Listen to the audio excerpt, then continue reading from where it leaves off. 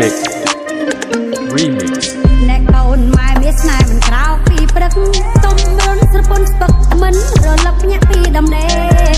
អ្នកកូនម៉ែមានស្នេហ៍មិនក្រោកពីព្រឹកទុំរុនស្រពន់ស្ពឹកមិនរលឹកភ្ញាក់ពីដំណេ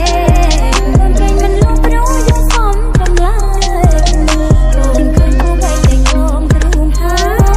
គូវៃឬខ្លៃនិយាយមកនេះអូយគួរធ្វើឲ្យកូនឬខ្វាយតលូនក្បែរក្បែរ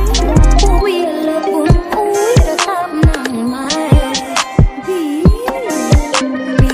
ម៉ែយំស្ទើលួងប្រលឹងយល់សពឃើញគួរនឹងយាយកូនគាត់ថាមានគូស្នេហ៍ពីក្រុមម៉ែយំស្ទើលួងប្រលឹងយល់សពឃើញគួរនឹងយាយកូនគាត់ថាមានគូស្នេហ៍ណាកូនមិនយូរប៉ុន្មានបានកន្លះខែ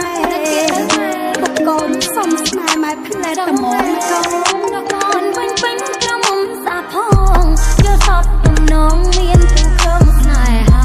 ពួកវាលើពួងនឹងវាចា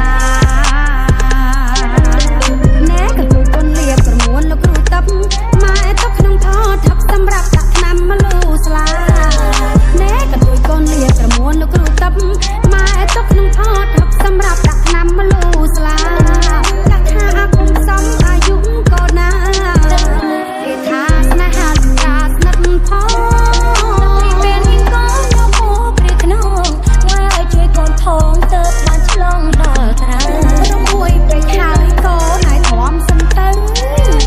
កូនអៀនម៉ែមកប្រមរំស្រស់ញ៉ាំដាក់កូនមួយកូនស្រីកំបីព្រួយពួយដាក់ទៅវិញណាកូនស្រីអើយមកប្រស្រស់ញ៉ាំដាក់កូនមួយកូនស្រីកំបីព្រួយពួយដាក់ទៅវិញណាកូនស្រី